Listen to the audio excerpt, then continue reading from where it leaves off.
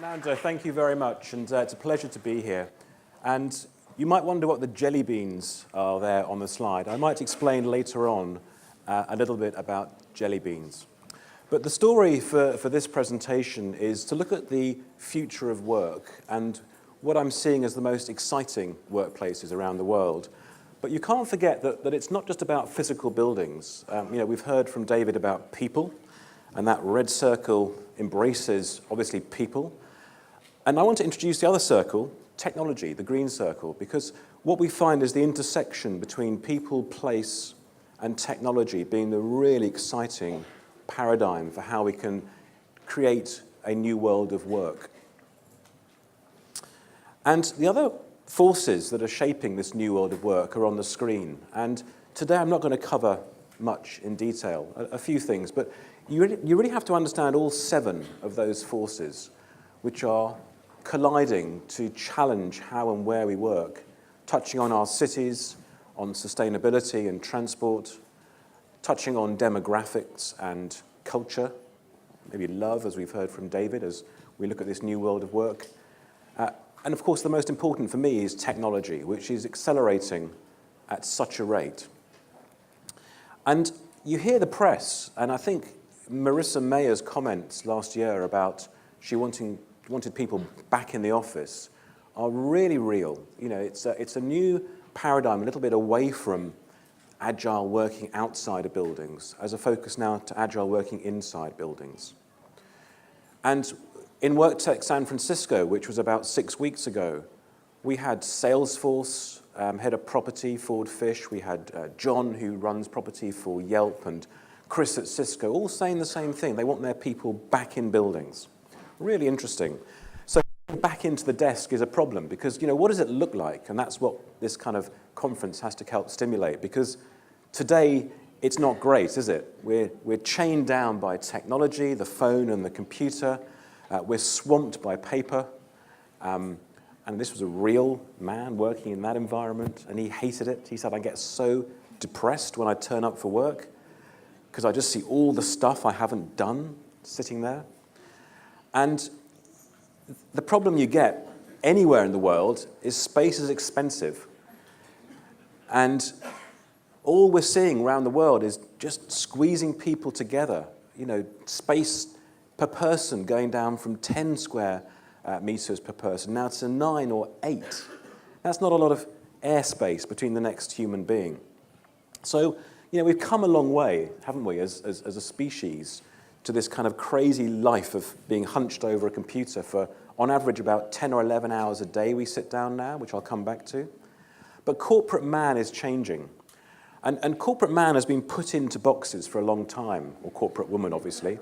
And these boxes kind of are this representation of the organization, this organizational chart.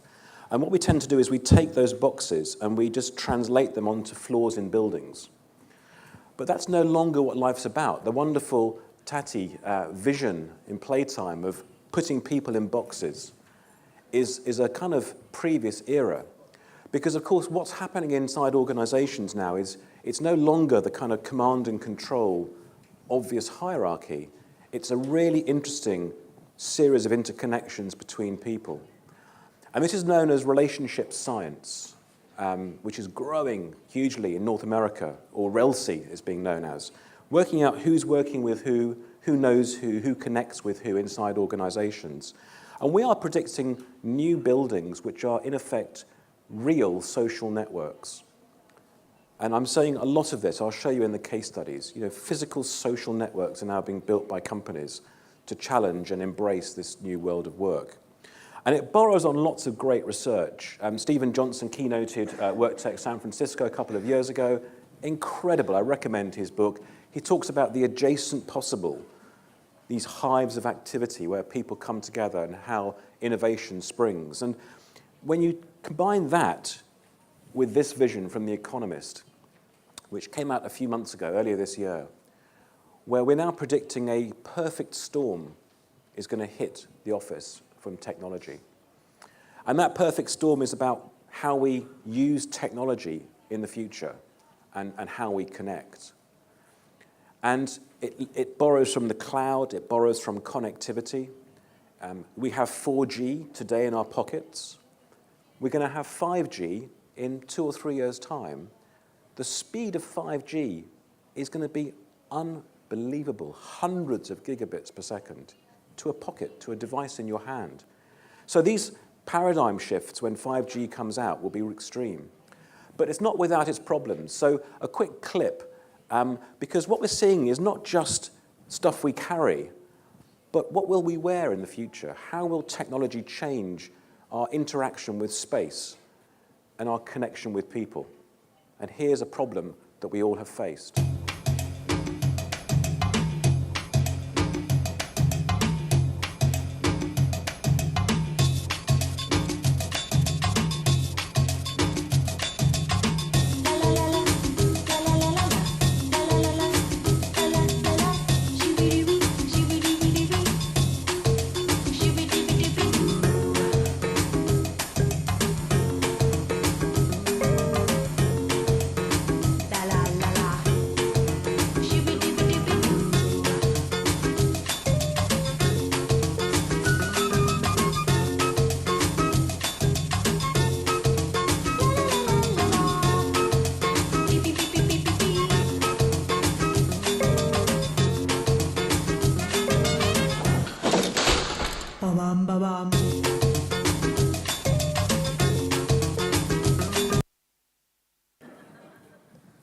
But what is clear, when I talk to our IT director clients, the CIOs, they're scaling their network for 80% of traffic to be video in the next few years.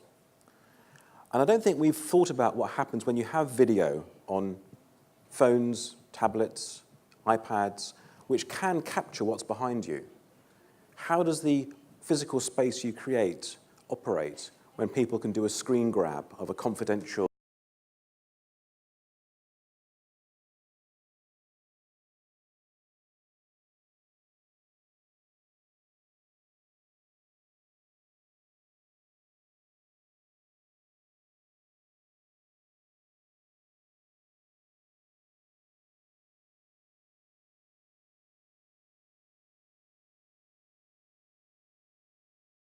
of workplaces and what they're achieving in a number of kind of key directions. And we've also completed lots of interesting research of, a few things on the screen. We've just finished a really interesting piece of research on the future of food at work with Zurich Insurance, and a review of the financial workplace. And you're welcome to get hold of any of the research we've done if you'd like it. And we've learned from our clients. Over the last 20 years, we've worked for well over 1,000 FTSE 100 and Fortune 500 clients. And they've shared their journeys with us in our consulting. And what we found in our work with the data is really clear that today's workplace is no longer efficient and effective. You've seen some of these graphs before, but for example, at the top, on average, only 48% of any desk or office in an office around the world is used at any one point in time. So you look at industries and geographies, and it's always around 48% of space being used. So 52% of an office is empty. And the average cost of a desk in London or New York now, about $18,000 per year, per desk. So you can see these buildings where just in one building for about 1,000 people, it might be costing about $6 million a year for the empty space alone. And companies are looking at this and saying this can't be the way forward. And they're beginning to model how people work and how people use technology. And this modeling we like because it talks about the rhythm of a day in somebody's classic working life. And it begins to talk about agility and movement between different types of setting, because of course you can now, because that picture at the beginning where you're chained to a desk no longer needs to be the reality. And what we think will happen is a completely different work environment based around two things: people's activities and the benefits both to the person, back to David's point, and the organization. So both will win and gain. And I think one of the things that's driving this is not just the physical space and so on. It's about wellness and well-being, which we think is really rising up the agenda, because people globally are sitting all day long in offices. And we're now seeing campaigns, this was in Australia, there are others in Europe and elsewhere, people saying sitting is the new smoking, because sedentary work for the average 10, 11 hours is causing huge obesity globally, which leads to diabetes and absenteeism and cardiac issues and so on. So for example, even putting a sign up saying take the stairs begins to make a big difference. And there are now apps, like the one up here, which tell you how long you spent sitting in a day and say, hey, it's time to get up or stand up. Because stand-up working, where you rise your desk up for an hour, is becoming really big. And when I travel around the world, there are some really exciting workplaces. And most people, when you interview them, say, look, I was in the airport lounge. That's the BA lounge, one of their better ones, for an hour. And that was a good hour. It was a productive hour. It was a nice place to be and work. So why can't our office have some of this? And we're beginning to see this. This is a place called The Hub. And I picked the one in Melbourne to start with. The Hub's a global network, and they've created a place where people, individuals, are paying to join and go and work. So this is where people are voting with their own feet and their own money. And you can just see the density of the space and how raw the environment is. And they have a waiting list of people who want to be in there. This is the Hub in London. Again, kind of raw, industrial, eclectic space, greenhouses, tree houses, desks that are made by the people who work there, and a place that's a kind of a community anchored by somebody they call the host, who is this individual that knows everyone's name and tries to make those connections, that creates these micro-economies and success for their businesses and their members. And we're seeing these co-working spaces explode globally. There's about 7,000 of them we've tracked. This one is central working. And this was quite interesting because a major bank said to us, we have a building for 5,000 people, but you know what? It's the wrong space for this innovation team. We need to kind of push the boundaries, and they put them into this environment, even though they have a huge building close by, because they felt that this was an environment where people would push the boundaries. We're seeing close to where central working is, Deloitte taking a new space, which is for Deloitte Digital. They put their digital team outside of the corporate environment in a different space with different kind of atmospheres. They can dress differently, and they're attracting digital natives, as we heard. And then you go to San Francisco, and I'm seeing some quite interesting things because, of course, this is kind of blurring with retail. This is Capital One. This was one of their main bank branches in the heart of the financial district in San Francisco. They've turned this into the most incredible co-work space. There's a Pete's coffee shop just behind the staircase there. There's an art gallery, and you can still buy a mortgage. So they've reinvented the bank branch. And whenever you go in there, it's just heaving, buzzing, lots of people, a real kind of sense of community. And it's a corner-based piece of property. And we're now seeing people around the world say, yeah, we want our branches to only be on corners and to begin to follow this. But it became such a popular destination. They've taken the floors above the bank branch and opened Capital One Labs. And that's their digital laboratory to attract digital natives and to bring in clients to work with them on future digital banking. And again, we're seeing a lot more of this as people have a tension between digital and analog, because most offices today house analog functions, and the digital ones get stifled. So what we're seeing is a whole range of early-stage initiatives. Here's a bank, would you believe, designing an agile Scrum space for a software development team. So these people are beginning to model themselves on things like this, which is the D School at Stanford University. So a really phenomenally well thought through, creative, collaborative environment where everything can be manipulated by the user and adapted at will to be open, to be enclosed, to create project teams and so on by sliding these panels on these gantries. So we're beginning to see user experience and user-changed environments very, very important for the future. So, for example, if you go to Amazon's headquarters in Seattle, or Google in New York, it might be interesting to hear from our speaker at Google, who's somewhere, can't see here, you'll find the ability for the users themselves to manipulate without calling facilities management. And Amazon's been a phenomenal success as a result. We're also seeing this applied to very small companies. Here's a business of only 40 people. It's a private equity firm, but they've taken a radical approach to their workplace. They've basically put everyone on those yellow benches in an imposed density, so it feels like they're together. They wanted their resting state to be together, as opposed to where they were before, split over 2 floors in private offices and so on. And the brownish rooms are projects, they're deal rooms. So they're beginning to make what makes their business successful tangible. And we're seeing this, as a really manifestation of this. So that's the space, and you walk into it from a social environment. That's the imposed density of the benches, and radical transformation from where they were before. This looks more like New York loft than kind of corporate office. And, great environment, and dynamic and buzzing, and making a huge impact on the industry. It always takes an early mover to do things differently. And when you go to the West Coast, what really excites me is the scale of some of the workplaces. So this is Facebook's campus, and I think the new Geary building, which will be for 1,000 engineers all on the same floor, shows the scale and the ambition of where they're heading. But what we quite like with Facebook is the urban coming into the workplace. And, Mark's favorite taco company from Palo Alto is now on the street, because they can't they? But they've just created a retail environment with incredible food. John, who's head of facilities for Facebook, was a chef. And you can just tell from that joy of food throughout the Facebook campus, his passion for food and drink, and how important it is as a glue.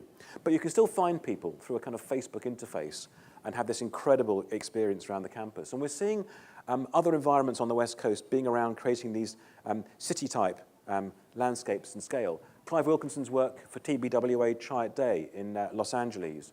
The ability to kind of create scale in a cheap space, a warehouse, in effect, without windows, but a really dynamic, effective workplace using containers to create this incredible kind of cliff-dwelling type approach. And then you go to MIT, the new Media Lab, Mackie's fantastic building, where they've got this juxtaposition of makerspace and workspace. And again, I'm seeing a lot more of that globally. People saying we need to actually put makerspace, whether it's model making or 3D printing, inside the workspace, and that's becoming a very interesting area. Jeremy and I love this. One of our books featured Zaha Hadid's BMW building in Leipzig, just phenomenal. And it's about the narrative. It's about what is the brand and the product that the organization is making, and how can you interact that with the workplace. And I'm again seeing a lot more of this. This is Unilever in Singapore. I know Unilever is here. It's one of my favorite buildings. And you own some of the best brands in the world, and here you've made them real. You off reception is the Lipton's Cafe and the Ben & Jerry's ice cream parlor. It's the only office in the world I've been to where I've been offered an ice cream when I've sat down on arrival. And it's great. It has a fantastic feel to it. And the brand with people like Vodafone really gets extended. This is their new Amsterdam office. And they live the brand by building space that their customers use their products in. And of course, people used Vodafone technology commuting to work, so you can go to the train carriage. And inside the train carriage, you can stand up, and it doesn't wobble about, and it's not that crowded, but you can get the feel. And you can have a meeting in a train carriage compartment. And the idea is you empathize with the customer. And then elsewhere, everything is mobile. Everyone's walking around on their Vodafone phones, and they're carrying their technology. And it's got a real radical, it's got the pop-ups that Jeremy mentioned, that they've put the food carts here into the workplace. And it moves around. It's not in the same place every day. It doesn't drive around. They don't start the motor up. But this thing keeps moving. And then you can go and have somewhere which is peace and quiet and so on. I think what I'm finding, though, is that these places are now about celebrating people, which then links back to David's talk. They're seen not as an office, but as a home for the people who belong to that organization. And I'm seeing those people celebrated quite clearly here at Vodafone. And that's part of the story. And I think when you talk about how people come together to do great work, again, we love Clive Wilkinson's concept here for Mother in the United Kingdom, an advertising agency where the chief exec said, look, I want my 200 people to sit at one table, one desk. So Clive has built a desk for 200 people out of concrete, which snakes its way right around this incredible warehouse, inspired by the Fiat building in Turin, for those that know it. And it does look like that. And his latest project for Barbarian in New York has some of the same concepts. Let's be as one. Let's create a place that is home to celebrate people. And rather than kind of put them on individual demarcated desks, let's think differently about what a kind of continuum looks like for work. One of the pioneers of the new world of work was a company called Interpolis. And this was the original building designed by Abe Bonema in a place called Tilburg in southern Holland. And that black tower is the services, the elevators, and you come across the glazed bridge onto what was a team floor. The building is radical. There's no reception desk. There's no barrier as you walk in. You're greeted on your feet. You're taken to a wonderful cafe. When you come off the lift and over that glazed walkway, at the entrance to each team floor is a small cafe. Each looks different, and you can sit down with colleagues, and then you share a space with your team. About 100 people share about 50 or 60 positions for work with lockers and portable technology. And as this company grew, they built this phenomenal new plaza to accommodate the next 1,500 people. And they'd experienced sharing, and they took it to a new level. People carrying laptops and using a whole range of quite interesting environments. Designed by some of the best Dutch artists, Marcel Wanders, Bas van Tal, and so on. The Stone Hut, incredible kind of freestanding spaces for meetings. And as I flick through this, you'll get a feel for just the variety that we're seeing in some of these buildings. It's not one size fits all. It's not this kind of homogenous approach to desking, but really eclectic places for people which kind of provide choice during the working day and environments that make you think, you know what, that's the place I want to work in for this task, for this period of time, and I take my technology with me. And of course, the best parts of the building for contemplation can be given over to people, fabulous streets, incredible food offers, multi-height. We talked to, Jeremy showed him the theatre set concepts of multi-height. Well, they've achieved that. Interesting places to meet, round meeting rooms, rooms with shag-piled carpet on the table. We are in Holland, don't forget. And rooms with no tables, and it goes on and on. And the company that owned Interpolis was a business called Rabobank. And Rabobank, over 10 years, saw what their insurance division had done and said, right, we have a new headquarters to build in Utrecht for 5,000 people. We're going to do the same thing. So that's the new building. It has 4 houses containing about 1,200 people each. And as you come into this incredible plaza, you have this vision of places to work with these amazing birds' nests to either meet in or eat in together. And it goes on and on and on. Espresso bars, which is this fabulous structure in the green light. How often do you see a round table to sit out and eat together or work together? Interesting meeting rooms, this one made out of cardboard, so kind of unusual materials being used. And this incredible vibrancy in the house, huge interconnection with staircases, shared environments on the ground floor of each house. And nobody out of 5,000 people has their own desk or office. From the top to the bottom. Everyone shares. And there are lots of interesting specialist spaces to go and think and contemplate. Another Dutch kind of pioneer is interesting because it's a big American business, but this is 1 million miles from Redmond. And when you come into the Microsoft Dutch building, they have the same principle. The reception experience is very different. The receptionists are out playing Xbox, and it's all very quite chilled. And you go upstairs, and it's the most amazing atmosphere on the first floor. And for the first time, a technology company has done what they call eat your own dog food. I don't know how you're going to translate that one. But they use their own technology at the extreme. They're using Link, they're using SharePoint, they're using the Office suite from the cloud. And it looks like this. Cabanas in the courtyard, clean surfaces, amazing staircase punched through the building, designed by Seville Peach, and really exciting activity-led spaces. As you can see, a whole variety, and again, celebrating the people that call this their home. So the Netherlands have been pioneering, and Macquarie Bank in Australia, in Sydney, said to us, look, we've got a new building, and the architects have done that. You know, there's lots of benches. And is that all there is? And I kind of said, well, no, look, come and see Interpolis. I brought them to Holland, and we had this great tour. And we began to look at technologies and say, well, look, if we do employ new technologies, at the time they were very traditional. You know, everyone had a big fixed computer and a big telephone on their desk and so on. And we talked about what we had, these 4 guiding principles for the new building. That technology should follow the person and not be anchored to the desk. And we took them on this journey. This was the team coming over to meet the Dutch pioneers. We built a pilot for them to try this out. And here's the result. An amazing new building in Sydney, just by Darling Harbour.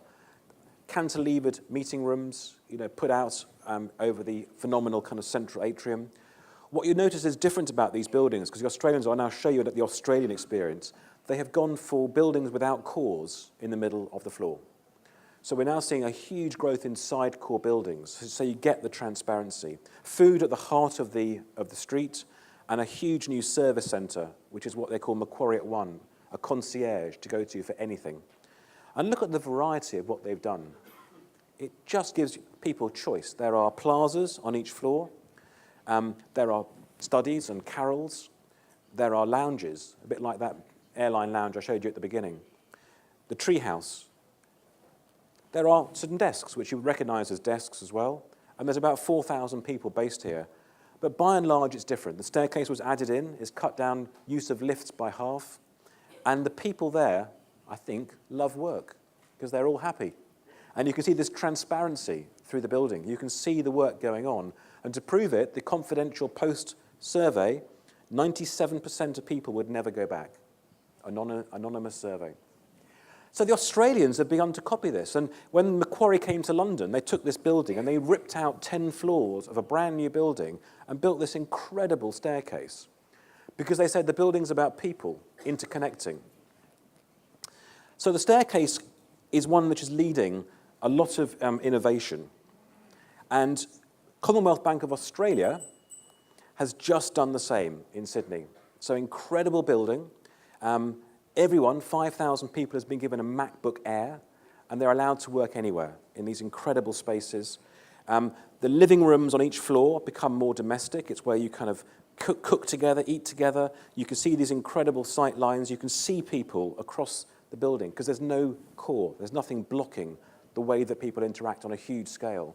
And now National Australia Bank have done the same thing in Melbourne. A phenomenal new building. They moved 14,000 people as part of this process. And the building snakes its way up, provides everyone with flexibility. No one, again, has a desk or office assigned to them. There are zones. There are different zones based on how long you're going to spend in the office. There are totem poles to identify each team and community. There are lockers. There are booths. One of the big innovations is a co-work space on the ground floor. So an amazing space to work with customers and to invite people in. And things like this social media command centre. And lastly, Westpac, another big Australian bank. And this is just a kind of a glimpse at one market, one industry, in one geography to show you how extreme the innovation is globally. But what Westpac have done that's so important is they put the technology central to what they're doing with the workplace. And I don't see this very often. So now on the mobile phone they give you, there's a Westpac app. You can find people, you can find specialisms, you can find capabilities. You can see what desks are available and which ones are busy and choose your space and book it on your mobile phone. You can say, hey, where is Catherine? She's in HR, I want to find her. And it shows you in real time where Catherine is standing in the floor over a huge building. So this, for some, is scary, but for some is kind of where we're heading in this idea that the building becomes a physical social network. And there are lots of other apps. This is one in the Nordics to tell you where you're standing in a building. The building will know who's in and where you are and who you are very quickly. And at MIT, a breakaway called Sociometric Solutions is testing these active badges that you wear around your neck. And they not only know where you are and who you're talking to, they're listening to what you say all day long, and they're managing and monitoring individual and team performance anonymously at the moment. So the idea of the connected building is really with us, and we're seeing really exciting buildings now developing around how people come together, share ideas, be creative, and that we think is one of the future roles of buildings. And when you go to Microsoft's labs in Seattle, they're showing some really amazing new visions of the future. Here, these incredible walls where you interact and you visualize data, or these amazing kind of full-height screens where you can either work with models or have a full-height video conference with somebody. So that's the journey. It's a brave new world of work. It's this collision between people, place, and technology. The jelly bean will follow you around, but that's where we think we're heading. Thank you very much.